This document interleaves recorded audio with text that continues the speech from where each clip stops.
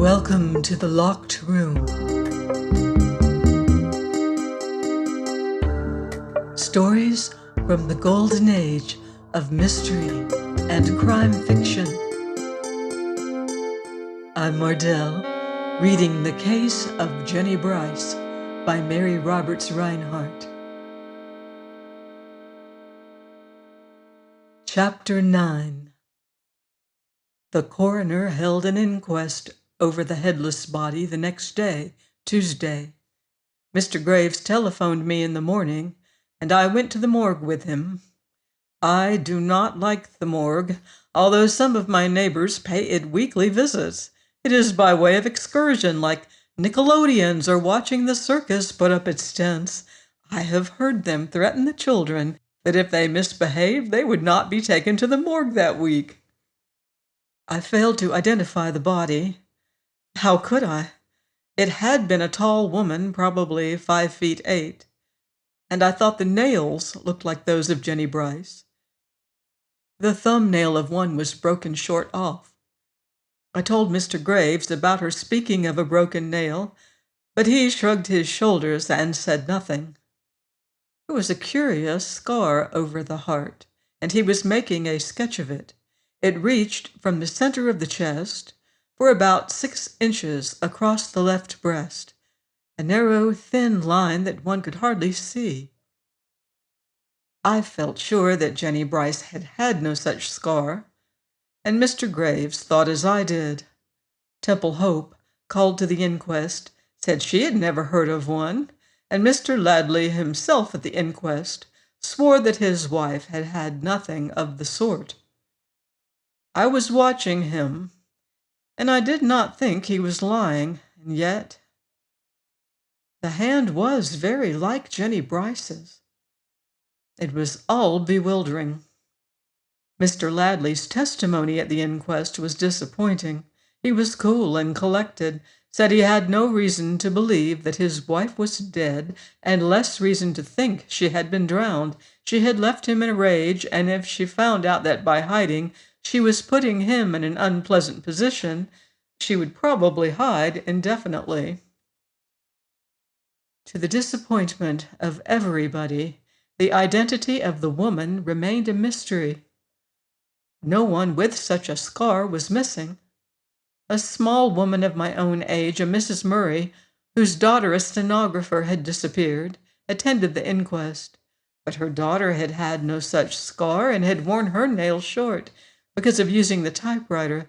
Alice Murray was the missing girl's name. Her mother sat beside me and cried most of the time. One thing was brought out at the inquest. The body had been thrown into the river after death. There was no water in the lungs. The verdict was death by hands of some person or persons unknown. Mr. Holcomb was not satisfied. In some way or other, he had got permission to attend the autopsy and had brought away a tracing of the scar. All the way home in the streetcar, he stared at the drawing, holding first one eye shut and then the other. But, like the coroner, he got nowhere. He folded the paper and put it in his notebook.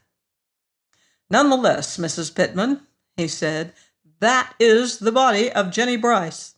Her husband killed her, probably by strangling her. He took the body out in the boat and dropped it into the swollen river above 9th Street Bridge." "Why do you think he strangled her?" "There was no mark on the body and no poison was found." "Then, if he strangled her, where did the blood come from?"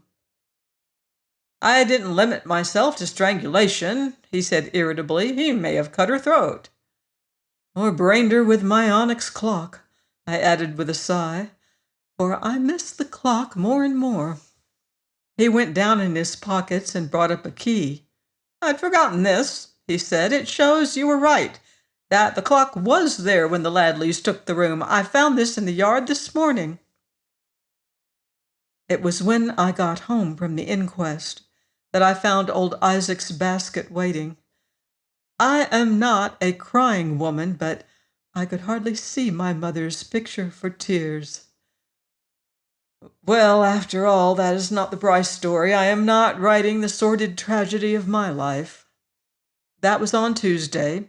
Jennie Brice had been missing 9 days. In all that time, although she was cast for the piece at the theater that week, no one there had heard from her. Her relatives had had no word.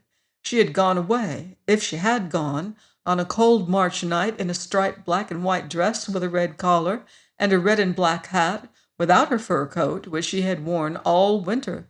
She had gone very early in the morning or during the night. How had she gone? Mr. Ladley said he had rowed her to Federal Street at 6:30 and had brought the boat back. After they had quarreled violently all night and when she was leaving him, wouldn't he have allowed her to take herself away? Besides, the police had found no trace of her on an early train. And then at daylight, between 5 and 6, my own brother had seen a woman with Mr. Howell, a woman who might have been Jennie Brice. But if it was, why did not Mr. Howell say so? Mr. Ladley claimed she was hiding in revenge. But Jennie Brice was not that sort of woman. There was something big about her, something that is found often in large women, a lack of spite. She was not petty or malicious. Her faults, like her virtues, were there for all to see. In spite of the failure to identify the body, Mr. Ladley was arrested that night, Tuesday, and this time it was for murder. I know now that the police were taking long chances. They had no strong motive for the crime. As Mr. Holcomb said, they had provocation, but not motive, which is different. They had opportunity, and they had a lot of straggling links of clues, which in the total made a fair chain of circumstantial evidence. But that was all. That is the way the case stood on Tuesday night, March the 13th. Mr. Ladley was taken away at 9 o'clock. He was perfectly cool, asked me to help him pack a suitcase, and whistled while it was being done. He requested to be allowed to walk to the jail and went quietly, with a detective on one side and I think a sheriff's officer on the other. Just before he left, he asked for a word or two with me, and when he paid his bill up to date and gave me an extra $1 for taking care of Peter, I was almost overcome. He took the manuscript of his play with him, and I remember his asking if he could have any typing done in the jail. I had never seen a man arrested for murder before, but I think he was probably the coolest suspect the officers had ever seen. They hardly knew what to make of it. Mr. Reynolds and I had a cup of tea after all the excitement, and were sitting at the dining room table drinking it, when the bell rang.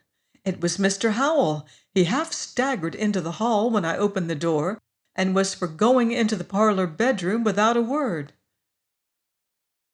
"Mr. Ladley's gone if you want him," I said. I thought his face cleared. "Gone?" he said. "Where?" "To jail." He did not reply at once. He stood there, tapping the palm of one hand with the forefinger of the other. He was dirty and unshaven. His clothes looked as if he had been sleeping in them. "So they've got him," he muttered finally, and turning was about to go out the front door without another word, but I caught his arm. "You're sick, Mr. Howell," I said. "You'd better not go out just yet." "I'm all right." He took out his handkerchief and wiped his face. I saw that his hands were shaking. "Come back and have a cup of tea and a slice of homemade bread." He hesitated and looked at his watch. "I'll do it, Mrs. Pittman," he said. "I suppose I'd better throw a little fuel into this engine of mine. It's been going hard for several days." He ate like a wolf. I cut half a loaf into slices for him, and he drank the rest of the tea. Mr. Reynolds creaked up to bed and left him still eating and me still cutting and spreading. Now that I had a chance to see him, I was shocked. The rims of his eyes were red, his collar was black, His hair hung over his forehead, but when he finally sat back and looked at me, his color was better. "So they've canned him," he said. "Time enough, too," said I. He leaned forward and put both his elbows on the table. "Mrs. Pittman," he said earnestly, "I don't like him any more than you do, but he never killed that woman." "Somebody killed her? How do you know? What do you know? How do you know she's dead?" "Well, I didn't, of course. I only felt it." "The police haven't even proved a crime. They can't hold a man for a supposititious murder." "Perhaps they can't, but they're doing it," I retorted. "If the woman's alive, she won't let him hang." "I'm not so sure of that," he said heavily and got up.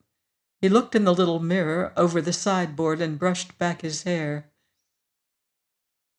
"I look bad enough," he said, "but I feel worse. Well, you've saved my life, Mrs. Pittman. Thank you." How is Mrs. Harvey?" I asked as we started out. He turned and smiled at me in his boyish way. "The best ever," he said. "I haven't seen her for days. It seems like centuries. She's the only girl in the world for me, Mrs. Pittman, although I—" He stopped and drew a long breath. "She is beautiful, isn't she?" "Very beautiful," I answered. "Her mother was always—" "Her mother?" He looked at me curiously. "I knew her mother years ago," I said, putting the best face on my mistake that I could.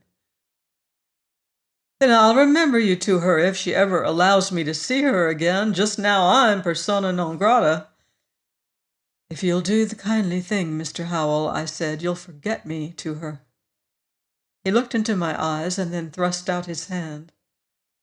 "All right," he said, "I'll not ask any questions. I guess there are some curious stories hidden in these old houses." Peter hobbled to the front door with him. He had not gone so far as the parlor once, while Mr. Ladley was in the house. They had had a sale of spring flowers at the store that day, and Mr. Reynolds had brought me a pot of white tulips. That night I hung my mother's picture over the mantel in the dining room and put the tulips beneath it. It gave me a feeling of comfort. I had never seen my mother's grave or put flowers on it. Join me next week to unravel more confounding clues on the locked room.